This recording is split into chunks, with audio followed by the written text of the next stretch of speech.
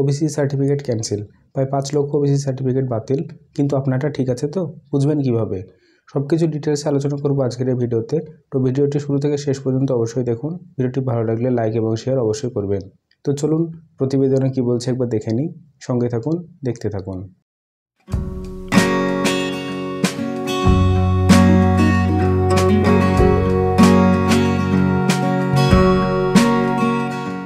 OBC certificate cancel, প্রায় 5 লক্ষ OBC certificate বাতিল, কিন্তু আপনারটা ঠিক আছে তো?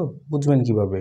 ওবিসি সার্টিফিকেট সংক্রান্ত মামলায় বুধবার কলকাতা হাইকোর্ট ফের একবার রাজ্য সরকারকে ধাক্কা দিল। এদিন কলকাতা হাইকোর্টের তরফ থেকে যে রায় দেওয়া হয়েছে সেই রায় অনুযায়ী প্রায় 5 লক্ষ ওবিসি সার্টিফিকেট বাতিল হতে চলেছে। বিচারপতি তপব্রত চক্রবর্তী এবং রাজাশেখর মহন্তের ডিভিশন বেঞ্চ এদিন এই রায় দেয় যে তার পরিপ্রেক্ষিতে প্রায় 5 লক্ষ ওবিসি সার্টিফিকেট অবৈধ বলে ঘোষিত হলো। কলকাতা হাইকোর্টের ডিভিশন বেঞ্চের তরফ থেকে এমন রায় দেওয়ার পাশাপাশি নির্দেশ দেওয়া হয়েছে West Bengal backward class welfare commission act 1993 অনুযায়ী ওবিসিদের নতুন তালিকা তৈরি করতে হবে। অনেকেই রয়েছেন যারা ওবিসি সার্টিফিকেট নিয়ে চাকরির পাশাপাশি বিভিন্ন ধরনের সুযোগ সুবিধা পাচ্ছেন। এক্ষেত্রে এই তালিকায় যারা রয়েছেন তারা সমস্যায় পড়বেন। তবে প্রশ্ন হলো, কেন কলকাতা হাইকোর্টের তরফ থেকে হঠাৎ করে এরকম রায় দেওয়া হলো? এমন রায় দেওয়ার পরিপ্রেক্ষিতে কলকাতা হাইকোর্ট তাদের পর্যবেক্ষণে জানিয়েছেন যে সকল ওবিসি সার্টিফিকেট দেওয়া হয়েছে সে সকল ওবিসি সার্টিফিকেট তৈরি করার ক্ষেত্রে পুরোপুরি নিয়ম মানা হয়নি। সরকারি চাকরির ক্ষেত্রে ওবিসি সংরক্ষণ থাকার কারণে এই রায়ের পর প্রশ্ন উঠেছে, যারা ওবিসি সার্টিফিকেটের উপর ভিত্তি করে চাকরি পেয়েছেন তাদের কি হবে? এ বিষয়ে অবশ্য কলকাতা হাইকোর্ট জানিয়েছেন, যারা ওবিসি সার্টিফিকেটের ভিত্তিতে চাকরি পেয়েছেন অথবা চাকরির প্রক্রিয়ায় রয়েছেন তাদের ক্ষেত্রে সেভাবে কোনো প্রভাব পড়বে না। অন্যদিকে নতুন করে যে তালিকা তৈরি করা হবে সেই তালিকা বিধানসভায় পেশ করা হবে, সেখান থেকে অনুমোদনের ভিত্তিতে নতুন ওবিসি তালিকা রাজ্য হবে। মূলত ওবিসি সার্টিফিকেট প্রদানের ক্ষেত্রে পুরোপুরিভাবে নিয়ম না মানার কারণে আজ এই সমস্যা তৈরি হয়েছে।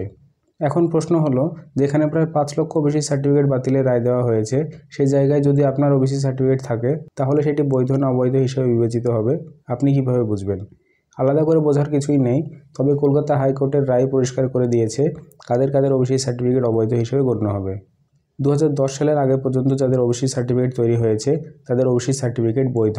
অন্যদিকে 2010 সালের পর থেকে যাদের ওবিসি সার্টিফিকেট তৈরি হয়েছে তাদের ওবিসি সার্টিফিকেট অবৈধ হিসেবে বিবেচিত হবে। তো প্রতিবেদনে যেটা লেখা আছে তা থেকে এটাই বোঝা গেল যে যাদের ওবিসি সার্টিফিকেট 2010-এর আগে তৈরি করেছেন তাদের ওবিসি সার্টিফিকেট বৈধ থাকবে, ভ্যালিড থাকবে, এবং যারা 2010-এর পর ওবিসি সার্টিফিকেট বানিয়েছেন তাদের ওবিসি সার্টিফিকেট আর বৈধ থাকবে না, কলকাতা হাইকোর্ট সেটি বলতে চেয়েছে। এবং 2010-এর পরের ওবিসি সার্টিফিকেট দিয়ে যারা চাকরি পেয়েছেন তাদের কোনো রকম টেনশন নেই, কারণ তাদের উপরে এই বিষয়ের উপর কোনো প্রভাব পড়বে না। কিন্তু এটি উল্লেখ করা রয়েছে স্পষ্টভাবে যে 2010-এর পরের ওবিসি সার্টিফিকেট এখন কিন্তু চাকরির ক্ষেত্রে আর গ্রাহ্য হবে না। তো আজকের ভিডিও এইটুকুই। এই বিষয়ে আরও যদি কিছু আপনার জানার থাকে তাহলে আমাকে কমেন্ট সেকশনে জানাবেন, আমি উত্তর দেওয়ার চেষ্টা করব। ভিডিওটি ভালো লাগলে লাইক এবং শেয়ার অবশ্যই করবেন এবং নতুন নতুন আপডেট পাওয়ার জন্য চ্যানেলটিকে সাবস্ক্রাইব করে রাখবেন। আশা করি সকলে ভালো থাকবেন, সুস্থ থাকবেন। ধন্যবাদ।